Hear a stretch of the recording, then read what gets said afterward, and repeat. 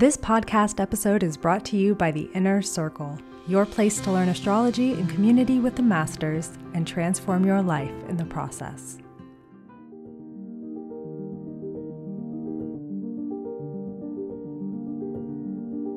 Hello, my name is Christopher Renstrom, and I'm your weekly horoscope columnist here on Astrology Hub. And this week, I wanted to talk to you about what to expect in the coming year, 2023. 2023 is a very important year because it marks the beginning of two transitional years, which go from 2023, 2024, and then culminate in 2025. During these 2 years, the modern planets, and again, the modern planets are any planet that was discovered after 1781. So the modern planets for us are Uranus, Neptune, and Pluto. During this period of time, from 2023 to 2025, Uranus, Neptune, and Pluto will be changing signs. This is a pretty big deal. It's a pretty big deal. Why? Well, it's a pretty big deal because they don't just change signs every other month or every 6 months or every 2 years. These three take a very long time to change signs because they spend so much time in a zodiac sign. Uranus is 7 years in a zodiac sign. Neptune is about 13, 14-ish years in a zodiac sign. And Pluto, because its orbit is elliptical, can be anywhere from 12 to 32 years in a zodiac sign. So to have the three of them transitioning pretty much in the same set time frame is significant. Whenever these planets change signs on their own is significant, but to see the three of them doing this together is also, well, makes this even more significant. Now, the last time we had this transition of Pluto changing signs and Uranus changing signs and Neptune changing signs, the last time we had this transition was between the years of 2008, really 2009, and 2011. And if you sort of like go back in your memory banks to, what was going on in 2008 and 2009? Well, you might remember that there was a recession. Okay. And then, what was going on in 2010, 2011? Oh, there was a little thing called Occupy Wall Street, where a bunch of peoples from a bunch of different backgrounds and economic economic classes got together to shut down Wall Street and to protest the way that money was being spent in the United States of America. This was following on the heels of the recession. And then let's see what also went on in 2010, 2011. A little thing called the Arab Spring, where spontaneously, it seemed, all of a sudden, people decided to have popular revolts in the Middle East. And this also spread around the world itself. So, any of this sounding, I don't know, familiar? Yes, a lot of times we can expect a revisit of the themes that were going on when the modern planets first entered a zodiac sign at the end of their stay in a zodiac sign.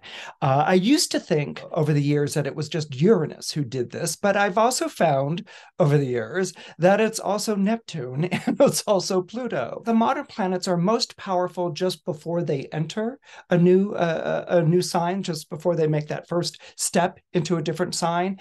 And then they're just as powerful, if not perhaps maybe a little more so, when they're winding up their stay in a zodiac sign. And in 2023, for instance, Pluto, which has been winding up its stay in Capricorn through 2022, enters for the first time the zodiac sign of Aquarius. But I'll get to that in a moment. So, thinking of the idea of like, recession and all the talk that's going on about recession, Occupy Wall Street, all the talk of the bad distribution of money in society and people not only growing more resentful about it, but maybe perhaps taking action over it.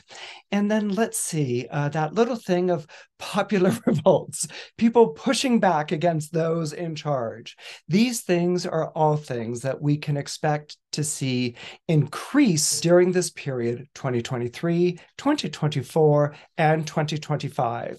By the time we get to 2025, the modern planets have made their transitions into the following signs and will not exactly snuggle together in bed and get comfortable, but they'll settle down a bit as they sort of like roll up their sleeves and get to work in the new zodiac signs that they appear in.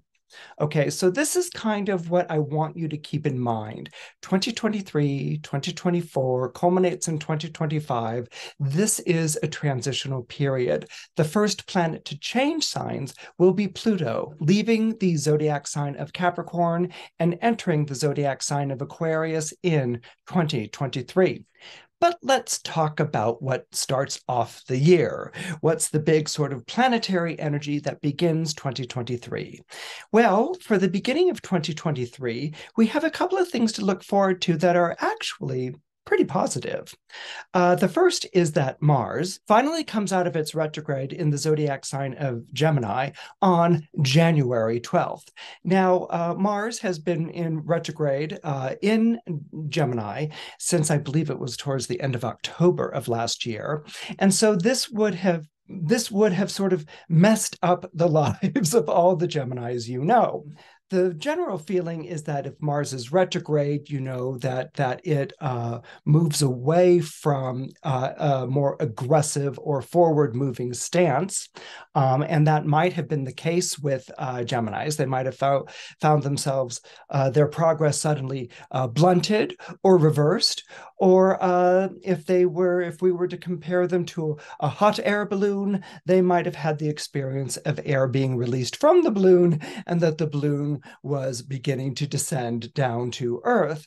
That can happen, and probably was pretty much what was going on with the zodiac sign of Gemini, and if you were under the sign of Gemini. So that would have been an energy that's going on. It gets a little sort of like iffy because just prior to that retrograde, Geminis actually had this very strong feeling when there was an exchange of energies between Mars and Jupiter towards the end of the summer. That might have been very exciting. They might have been involved in a project or an endeavor that had sort of like catapulted them forward. And then there might have been that sort of anti-progressive or that backward moving or maybe just a dormant period.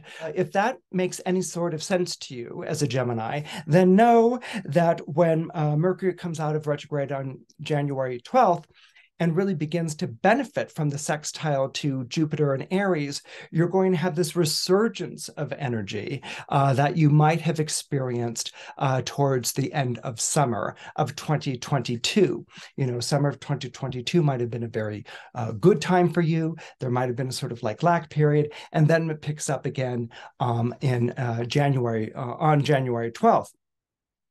Now, this sextile to Jupiter in Aries is going to be very robust. And of course, for talking Jupiter in Aries and Mars in Gemini, this is going to be beneficial for people born under the zodiac signs of Aries and Gemini.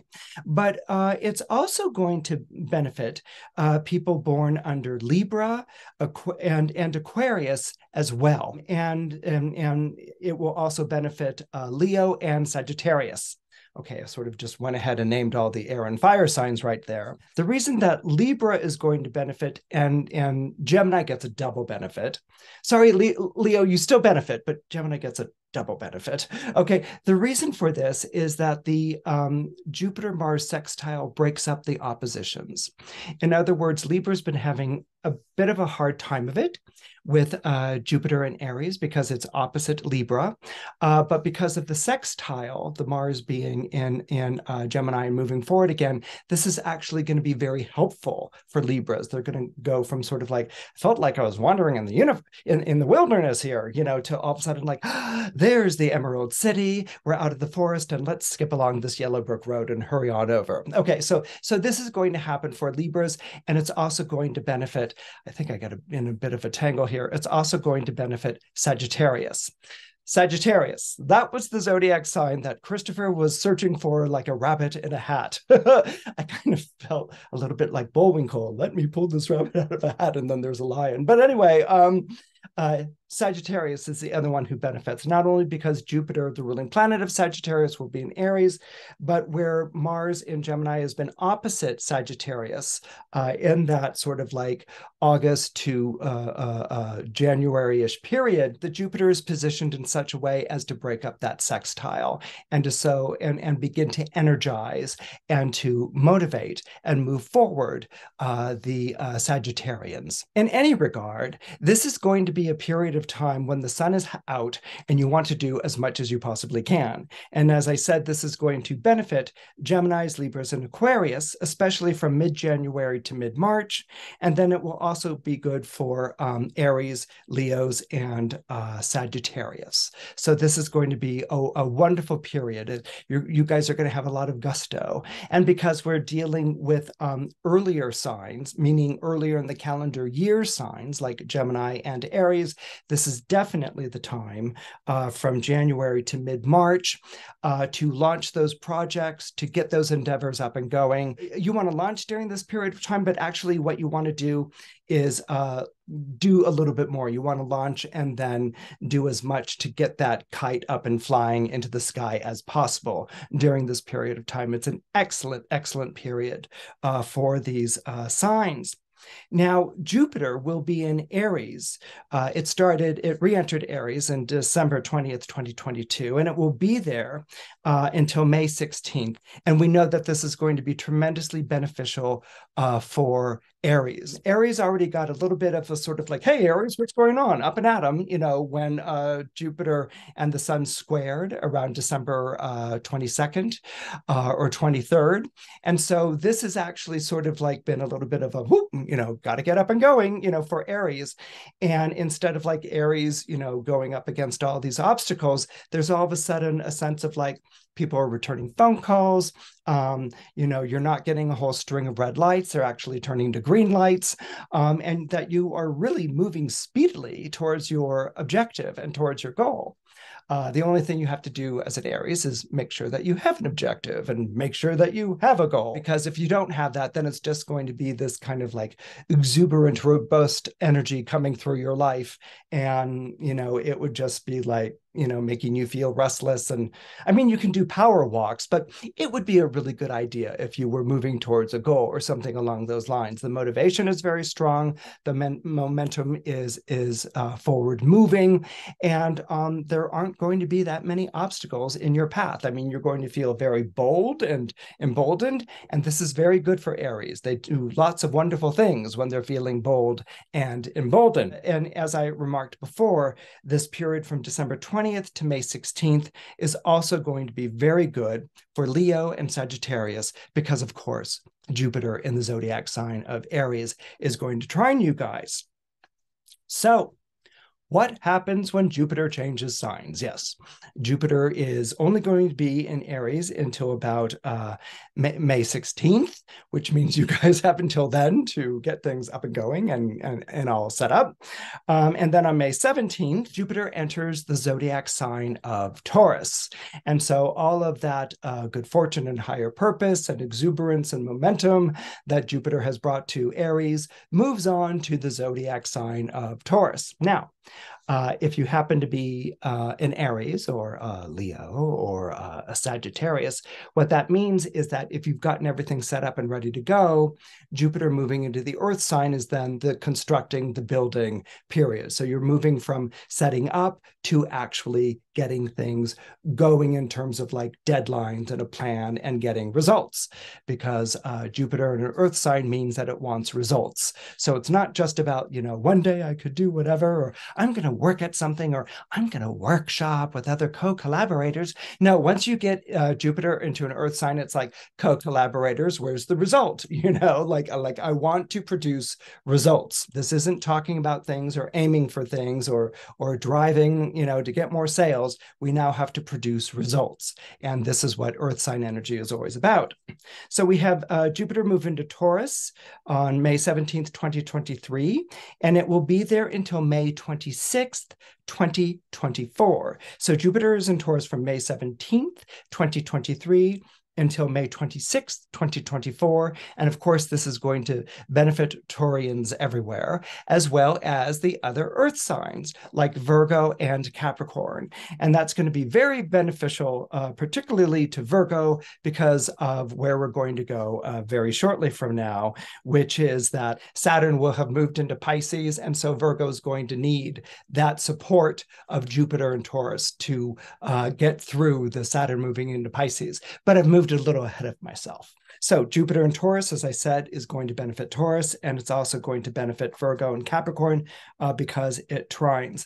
The other sign that's going to benefit enormously from Jupiter being in Taurus is the zodiac sign of Cancer. Cancer will actually, when Jupiter moves into Taurus on May 17th, experience a really extraordinary growth period for Cancer. So this isn't, like get things up and going and make a good pitch. For Cancer, this is going to be things in development start moving quicker and quicker and faster and producing results. So we're a couple of years after planting a shrub. This is the period of time when maybe 3 to 4 years, it's like the shrub is established and it's like growing all these beautiful leaves. And you're like, oh my goodness, that's why I planted a shrub here in this corner of the garden. So this is what Cancer is going to be experiencing also during this May 17th, 2023 to May 26th, 2024 period. Now, I want to sort of like backtrack a little bit and talk a bit about Saturn leaving Aquarius on March 5th. Yes, Saturn leaves Aquarius on March 5th. It's going to be wonderful news for Taurus with Saturn leaving Aquarius on March 5th. It's a nice heads up to Jupiter entering Taurus in May. It's going to be like heaven sent for Leos. And it's also going to be, oh my goodness, an enormous sigh of relief for Scorpios. Everyone who's been in adverse aspect to Saturn in the zodiac sign of Aquarius. But Saturn leaving Aquarius on March 5th is a little bit more significant than that. In December 2017, Saturn entered the zodiac sign of Capricorn. Okay. And usually Saturn's in a sign for 2 years, maybe 2.5, and it's the planet of trials and tribulations. And so Saturn does its stuff, Saturn rains upon you all sorts of tests, trials, and tribulations for the 2 years that it's in the sign. But what happens is that Capricorn is followed by Aquarius. And so both of these zodiac signs are Saturn ruled. Okay, so where Saturn was supposed to maybe be 2.5 years in a sign, you get the same Saturn energy going on, and it's just been doubled. So Saturn's tenure goes from being 2 to 2.5 years to 4 to almost 5 years. So since 2017, we have had 5 years of Saturn, and Saturn can be pretty rough and tough. A lot of times what we will do to understand Saturn and the history of Saturn is that we will go back to the last time that Saturn was in the Saturn-ruled signs, just like I did with the moderns. But here we're going to go back to the last time that Saturn was in the Saturn-ruled signs, and that was pretty much in the 1987 to 1992 timeframe. What was going on in 1987 to 1992? Oh, a little thing called the collapse of the Berlin Wall that resulted in the dissolution of the Soviet Union. And for those of you who follow those things, Russia is celebrating its first Saturn return. Test, trials, and tribulations? Maybe. So anyway, so this is what Saturn does. What was going on in that 87 to 92 period? We had a plague back then. It was called AIDS. What was going on in that period? I think that was the end of, if I remember correctly, it's the end of apartheid as well. In that period of time, you have the beating of Rodney King by the Los Angeles cops. And to my mind, that's the first time that there was a private recording of brutality that was being exercised by the police. So a lot of those themes from back then, have been revisited in the December 2017 to what I will call the March 5th, 2022 period. Planets orbit Okay, planets orbit the sun, right? And so we're used to thinking of the word revolution as an overthrow or an uprising. But revolution actually begins in the English language to describe the orbit of a planet around the sun. So, in other words, a planet completes a full orbit and comes back to the place where it began before. This is why we can often have the experience of themes that were going on, before Saturn's last Saturn return, returning to where we are right now. These are the things that are going on. And so Saturn has a very strong reputation, especially in medieval astrology, of being the collapse of governments, the collapse of civilizations, the collapse of the way that things used to work, and things being reduced to rubble. Now, that might be a little bit over the top, or I used to think that that was over the top. But if you go and look at the last 5 years of Saturn, particularly the last two that Saturn has been in Aquarius and what it has left us, thinking, feeling, understanding, processing, coming to grips with, you can see that Saturn has still maintained its hold on the collapse of civilizations and of countries and of governments and things like that. I mean, I think the pandemic was the first time when the world literally, in the day the earth stood still fashion, was shut down and made to stand still. So this is all associated with Saturn. Saturn leaves Aquarius. It's 2-year stay in Aquarius, but really it's a 5-year stay or almost 5-year stay in Saturn ruled signs. So this is big. Okay, so Saturn leaves this Aquarius on March 5th. And on March 5th, it changes, it steps over the threshold from Aquarius to the zodiac sign of Pisces. So naturally, everyone's going to ask, what's up with that? Okay, what's up with that is Saturn, as we know, is the planet of test, trials, and tribulations. But Saturn is also a teacher, and Saturn is also a builder. We're familiar in Greek mythology with Saturn's overthrow of Uranus, which leads to Saturn's overthrow himself by his son Jupiter. And so he's an exiled god. What we're not too familiar with from Greek mythology, but the story is picked up in Ovid in Roman mythology, is that Saturn, the exiled god, is the one who actually roams the world, the earth, and keeps the company of human beings. And here, Saturn, the exiled god, teaches human beings how to work the earth. This is why Saturn was always associated or was the patron planet of farmers. Saturn, the exiled god, teaches human beings how to feed themselves, how to work the earth, how to make the earth produce crops. And this is why Saturn in Roman mythology was the god of agriculture. And so what this tells us is that, yes, there can be tests, trials, and tribulations, but they're in service of something higher. Saturn may feel like a tyrant, but he's really a teacher. Saturn may feel like a destroyer, but he's really a builder. How does this work? As I said before, Saturn spends 2 years in a zodiac sign, and Saturn enters the zodiac sign of Pisces on March 5th. And so what Pisceans are going to experience, and to an extent, any mutable sign which has an adverse aspect to Pisces. That means you're born under a mutable sign. What are the mutable signs? Gemini, Virgo, Sagittarius, Pisces.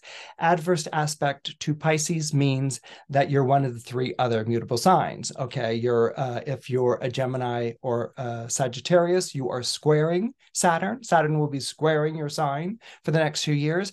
And if you are Virgo, Saturn will be opposite your zodiac sign for the next 2 years. That's why I said for Virgos, you're going to be very grateful for Jupiter being in Taurus from May of 2023 to May of 2024, because Jupiter in Taurus is going to be trining you, sextiling the Saturn, and providing some relief from what could be a very brutal opposition. So that's actually good news for you. Now, what goes on during this first year that Saturn is in a zodiac sign, particularly that Saturn is in the zodiac sign of Pisces? What you learn in the first year of Saturn being in your sign, speaking from experience, it's kind of like in those old movies where the fellow like walks around the car and kicks it in the tires and the car suddenly collapses. Okay, that's what happens when the first year that Saturn is in your sign. So this will be from March 5th of 2023 to March 5th of 2024. All of those things you thought were working in your life, all of those things you thought you could rely on, that were structures made to last, and systems that will never fail, and ways of living that, sure, maybe you had your complaint, and frustration and things like that, but it was a way of living and it was just working fine. Well, kick, kick, kick, kick on the tires, and down goes the car and the automobile. Okay. So all of a sudden there will be this feeling of like, oh my goodness, all these things I thought I could rely on, all these things I thought I was secure have just collapsed and they've just fallen apart. Oh my goodness, what do I do? Okay, we've all experienced that panic that comes from watching something collapse, and we're like, oh, bad things are going to happen, all these sorts of things. And we go to that place. We go to that bad things are going to happen, and how can I deal with this? I can't deal with this. Oh my goodness, place. Okay. But one of the things that Saturn teaches is that when you're thrown into a situation that's difficult, a situation you wouldn't wish on anyone, when you're thrown into something like that, thrown into a situation which causes anxiety and fear, it's rather extraordinary how one can meet that anxiety and fear, not with a mastery and triumph, and I will get over this, not through willpower, but through almost a kind of triggering of a resourcefulness that can take place in you. During this period of time, you may be calling upon strengths you never thought you had. You might have been forced to exercise abilities that you never imagined exercising, but here you are exercising it. So what Saturn has done is that it has, in its first year, it will level those things that you've relied upon almost to the ground, okay? It may even be raised, R-A-Z-E-D, to the ground. It may be leveled to the ground. And this is where Saturn is like, oh, bad Saturn, mean Saturn, awful Saturn, sorrowful Saturn. And Saturn can be like that. But in order to build, Saturn has to remove all the dead wood that doesn't work anymore. Saturn has to remove all those structures in place that have outlived their time, that have outlived their usefulness. Saturn is a this is good for you type of planet. Actually, both malefics, Mars and Saturn, have a kind of like this is good for you, but not in a good way type of planet. And so sort of trust that there's a greater design at work, that Saturn is leveling everything in order to rebuild. Okay, in order to rebuild from a stronger and really more appropriate and relevant foundation for you in your life.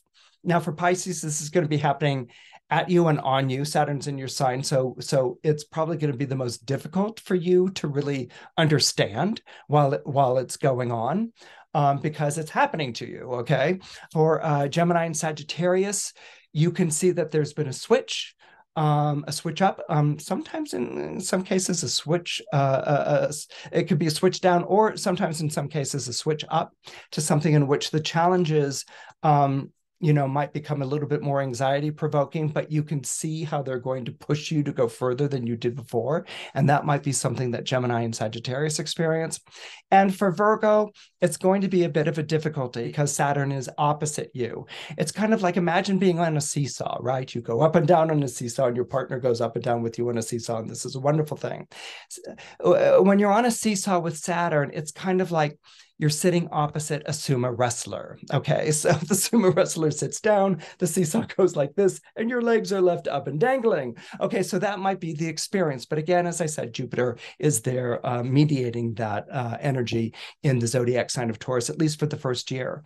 The second year is what happens after everything's been leveled. Okay, after everything's been cleared away. And the second year is when the true reconstruction or construction begins, and when the true learning takes place. That's in the second year. So the first year is all the, I didn't know I needed to get rid of this stuff that's going on. And those are the signs that it will impact. Now, Saturn in Pisces, because of its trine, will benefit Cancer and Scorpio.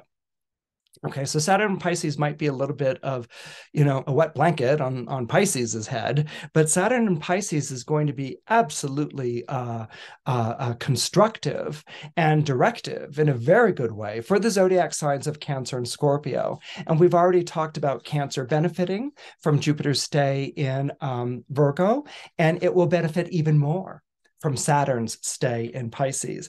And for Scorpio, there will be a sense of some stability after all this time that you've been dealing with Saturn in Aquarius and Uranus in Taurus.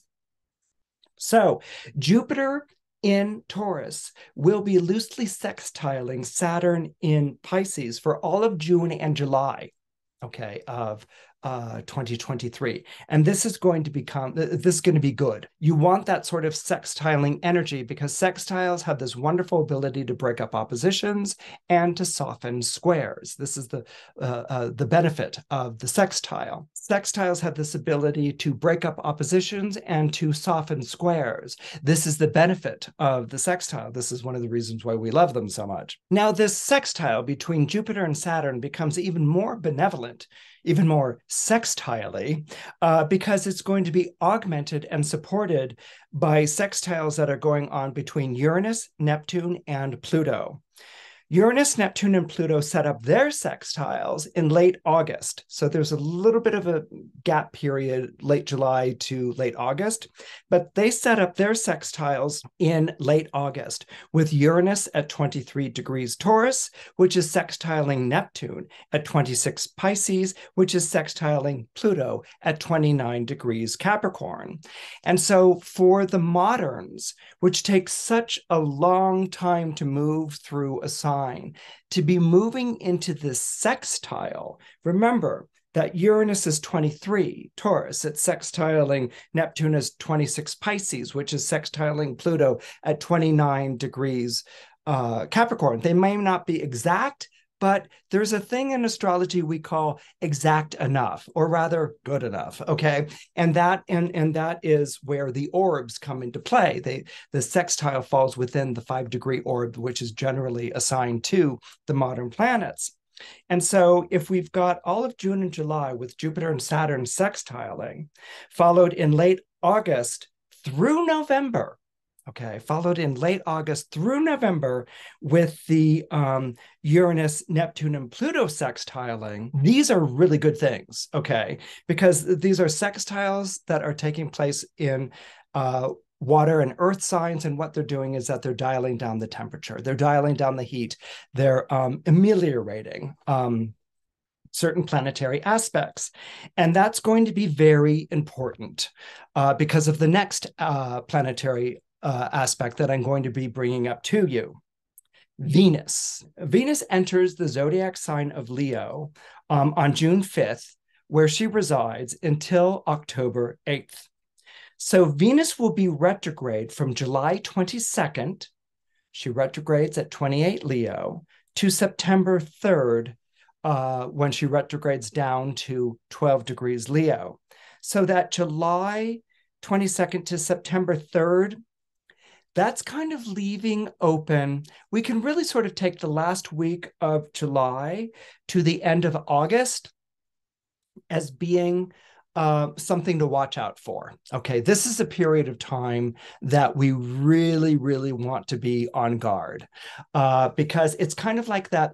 Think of it this way. Okay, it's kind of like trapeze artists. They're swinging back and forth at the circus, and they do triple somersaults, and the other one gets it, and they're like huzzah, and the crowd's like huzzah as they do this above the net.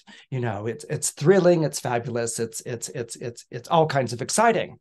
Well, what happens when planets move out of particular alignments, like for instance, Jupiter and Saturn will no longer be sextiling once we're into July. That new sextile among the moderns hasn't been set up yet. It's late August. So we're really going to kind of take like late July to late August as the one of the trapeze artists was busy eating a sandwich and didn't make it up to the top of the post to catch Lorelei, who's soaring through the air, okay? Benny didn't make it on up to catch Lorelei. And so he's like, oh, Lorelei, and she's like, I'm in a triple somersault Where's Benny? Okay, and so she goes falling down, but then there's a net. Okay, because we've got sextile energy going on anyway. Okay, so Lorelai is going to be fine, and she's going to walk away from this, and she's going to give Benny a talking to, as will the ringmaster and Bozo the clown, who will be particularly incensed. He's had it with Benny and his sandwich breaks. But anyway, so that's really the period of time this year that you have to look out for, which is this late July to late August period. So Venus retrogrades, we know, is Venus reversing direction. And so where Venus is about betrothals and pledges and falling in love and being together and pairing and trusting, when she's retrograde, it's the breaking up or the reversal of everything I just listed, betrothals, promises, pledges, marriages, pairing up, things like that. You can have a lot of breakups during the period of time, or people not keeping their word or not honoring their pledge or honoring their promise. And that's pretty much the reputation that Venus has. And she's going to be in Leo, and she's retrograde from July 22nd to September 3rd. What happens, though, during this period of time, when she's kind of like in and out of retrograde, what happens during this period of time is that she squares Uranus and Taurus 3 times. So that's heads up. This next part is heads up for Taurus, Leo, Scorpio, and Aquarius, okay, during this period of time. Venus is going to square Uranus 3 times. Now, here, I was sort of constructing this. Okay, the first square that Venus makes to Taurus is on July 2nd, 2023. And that's when she'll be at 21 Leo, and Uranus is at 21 degrees Taurus, and they square. Okay, this is the first time that Venus and Taurus square. And as you can tell, it takes place right before she turns retrograde. You want to take this on in, because Uranus is, you don't want to mess around with Uranus. It's an unpredictable planet. It's the one that's going to throw in the wild card, or the thing that you weren't expecting. So this July 2nd, 2023 square is something very much to pay attention to. It also happens to precede a full moon on July 3rd at 11 degrees Capricorn. Okay, so we've got the square on July 2nd, which is followed by a full moon. Let me tell you what's kind of even more important, and it's a little bit of a side thing, so follow me on this one. This first Venus-Uranus square follows the Mars square to Uranus on June 26th, which means that Mars square to Uranus on June 26th has already made this period of time very volatile. And then it's kind of like there's a fire, and then now Venus is going to come along and pour gasoline on it. Okay, so there's a fire. Things are volatile on June 26th when Mars squares Uranus, and it gets even more so on July 2nd. But this is what's interesting. This Mars-Uranus square, it doesn't repeat because Mars isn't going to be retrograde. It repeats with Venus because Venus is going to be retrograde. She's going to go back and forth over this point where she's squaring Uranus. Mars is just like in and out. He's just like, yo, Uranus, on to the next thing. So they do that first square. Actually, he's not yo, Uranus. He's like, Uranus, I'm calling you out. Okay, that's their first square. But then he moves on. They don't repeat it. Venus, because she retrogrades, they repeat the square three times. So remember this Mars square to Uranus. And this Mars square to Uranus on June 26th, which sets up already a volatility, coincides with a first quarter moon at 4 degrees Libra. I want you to remember that.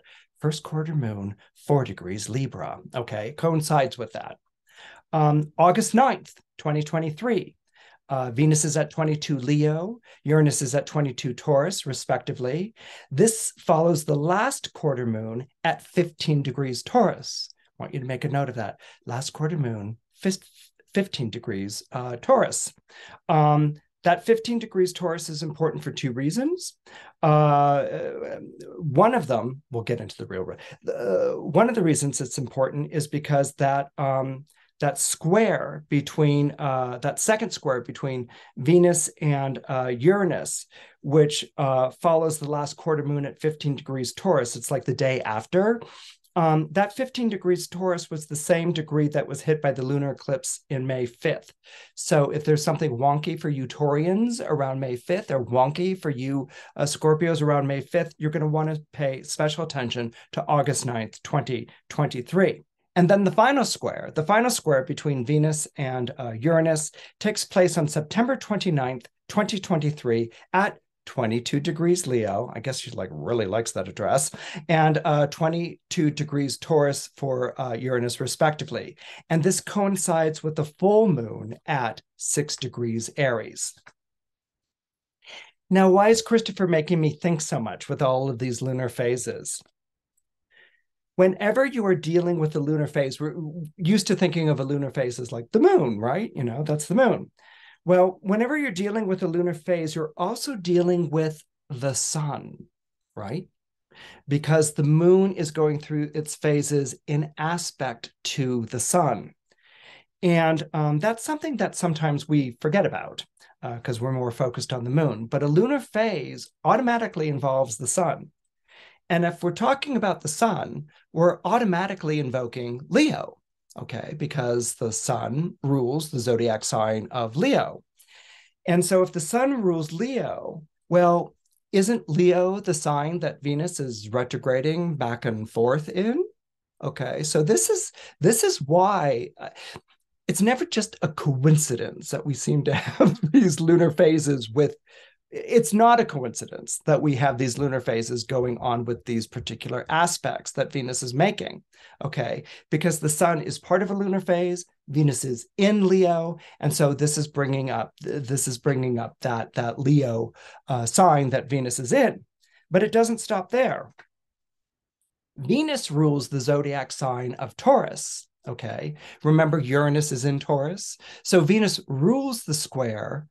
Okay, so this is going to impact Leos very powerfully and Taurus very powerfully during this period of time. So we have Venus in Leo, okay, and Sun is always going to be part of a lunar phase, and then we have Venus ruling Taurus. So that means that Venus automatically rules Uranus, which is in Taurus. But this is the thing that I want to also reiterate or repeat, if I may. The Mars-Uranus square on June 26th coincides with the first quarter moon at 4 Libra. What planet rules the zodiac sign of Libra? Venus. The Venus-Uranus square on August 9th follows the last quarter moon at 15 degrees Taurus. Now, we already cited 15 degrees Taurus as being the same degree that there was a lunar eclipse in May, but this becomes important because Venus-Uranus square on August 9th follows the last quarter moon at 15 degrees Taurus. Taurus is Venus ruled. And then the last Venus-Uranus square on September 29th coincides with the full moon at 6 Aries. So at first you think, well, 6 Aries, that's Mars. It doesn't really have to deal with it. No, we have to remember, if the moon is full at 6 degrees Aries, that means it's opposite the sun at 6 degrees Libra. Venus ruled. Okay, so this is why I wanted to walk you through all of that. The volatile dates to remember are June 26th, July 2nd, August 9th, and September 29th. And so this is going to take, potential broken pledge, potential broken promise, a splitting up of an allegiance, or we were once peaceful, now we're enemies. This is going to take it and it's going to exacerbate that energy, okay? And it's pretty much happening in that sort of July, August, September period, all right? So this is going to be a very heated time of year. And of course, it's going to impact anyone who's Venus ruled, but I think it's particularly going to impact the Leos and the Taurians here. And if you happen to have Venus in any of the fixed signs. But nothing just takes place on its own in astrology. What I want to remind you is also remember that we have some pretty powerful sextiles playing out in the background. There are certain periods of time I already outlined to you where they're going to be more exact or closer to each other. But even during the periods of time that they're not that close to each other, Lorelei still has the net. Okay, so they should mollify the effect by turning down the temperature of these potentially very incendiary squares. Now, Pluto enters Aquarius. I just wanted to remark on this very quickly. Pluto enters Aquarius on March 23rd. And what I find kind of fascinating about that is that it's 3 days after the spring equinox that it enters Aquarius. It will re-enter Capricorn on June 11th, 2023, where it remains until January 2024, when it then re-enters, committed and begins its stay in Aquarius in earnest.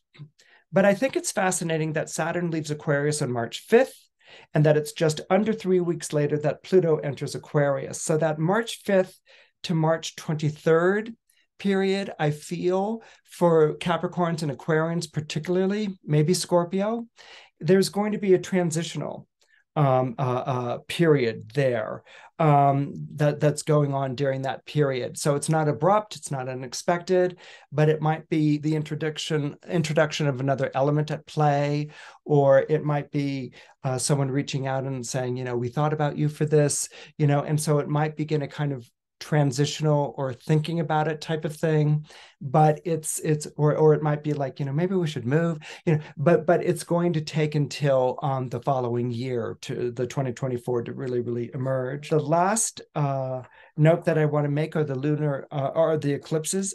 Of course, we have a solar eclipse at the last degree of Aries, 29 degrees on April 20th. We have a lunar eclipse, as I already mentioned, at 14 degrees Scorpio on May 5th, 2023. A solar eclipse at 21 degrees Libra on October 14th. And then there's a lunar eclipse at 5 degrees Taurus on October 28th, 2023. Thing you want to keep in mind with eclipses is that these are pivotal dates. These can be connected to changes in direction in the courses of your life. And so they're going to affect all those signs that I just mentioned, Aries, Libra, Scorpio, and Taurus. That can take place there. But what I sort of wanted to lift out of that is that we have the solar eclipse at 29 degrees Aries on April 20th, which is making an out of sign square to Pluto. Pluto just entered Aquarius, remember, at that period of time. So it's making an out of sign square to Pluto there. And then this sort of repeats with Pluto squaring the nodal axis again at that 29 degrees on July 25th. Okay, so this is going to impact people born at the end of cardinal signs and people born at the very beginning of fixed signs. It's going to become even more powerful, but the power that I see here is not things suddenly falling out from underneath you, but this kind of extraordinary push. So this is April 20th. And then again on July 25th, it's going to be this kind of extraordinary push forward, So if you're late cardinal or early fixed, you may all of a sudden be like, whoa, where are we going? It's kind of like, it's this kind of like push forward that you're getting from the planets. And it's kind of a breaking away.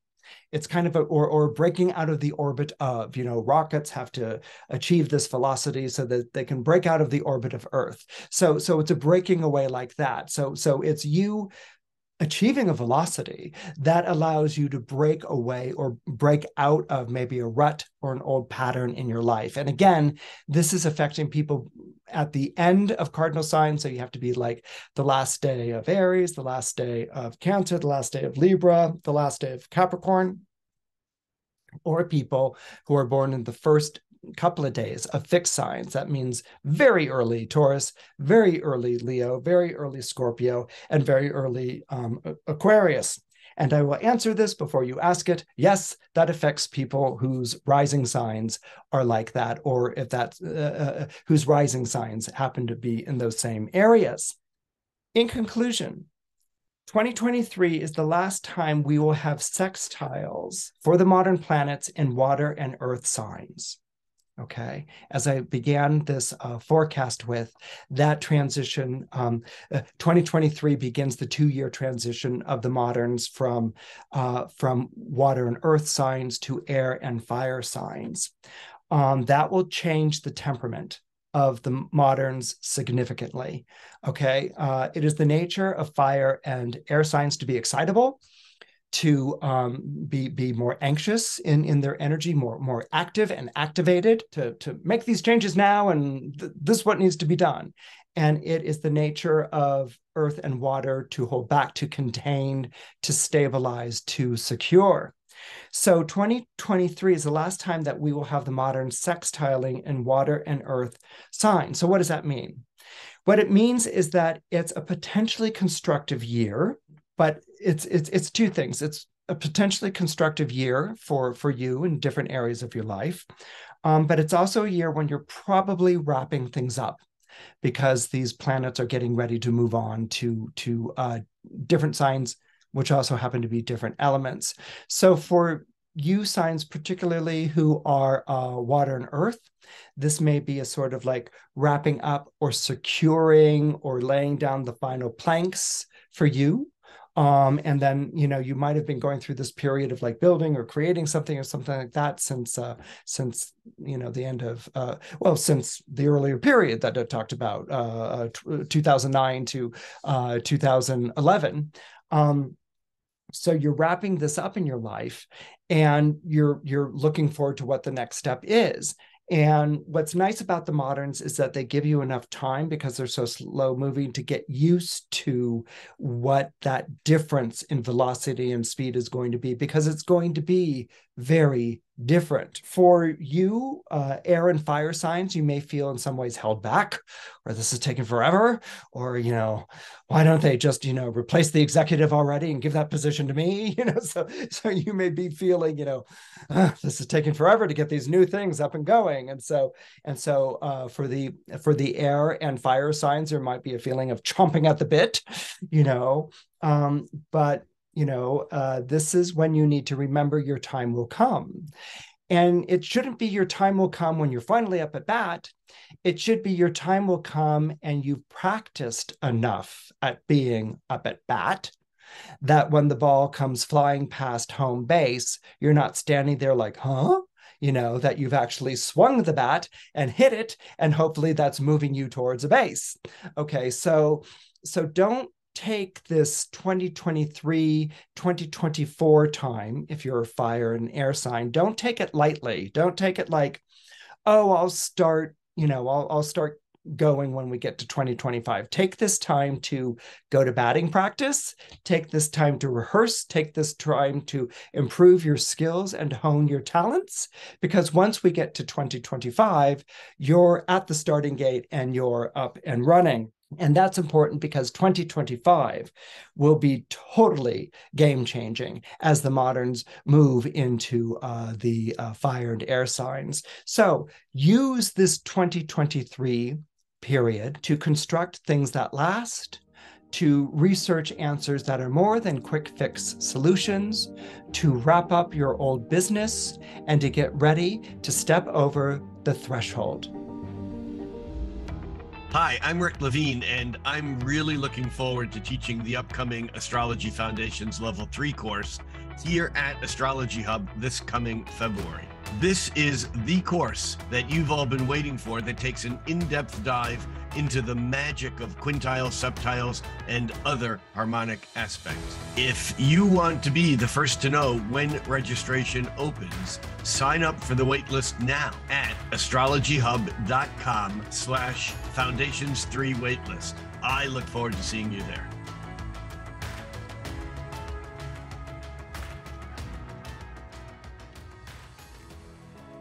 Thanks for tuning in to the Astrology Hub Podcast Network. If you love the show, please take a moment to subscribe, rate, review, and share it. And if you don't know how to do that, here's how you can leave a review in Apple Podcasts on iPhone. Make sure you're on the landing page for the Astrology Hub podcast and not an individual episode. Scroll down to the bottom until you reach ratings and reviews. Click one of the 5 stars under Tap to Rate to leave a rating. And under the most recent review, tap the Write a Review button. And if you're on another device, just find out how to leave a review on whatever podcast player you use. Then, share what you love about the show or how it helps you navigate your life. We'd love to hear your stories. And by doing this, you make it possible to make shows like Horoscope Highlights happen every week. Thank you again for tuning in. for being a part of our community and for making astrology a part of your life.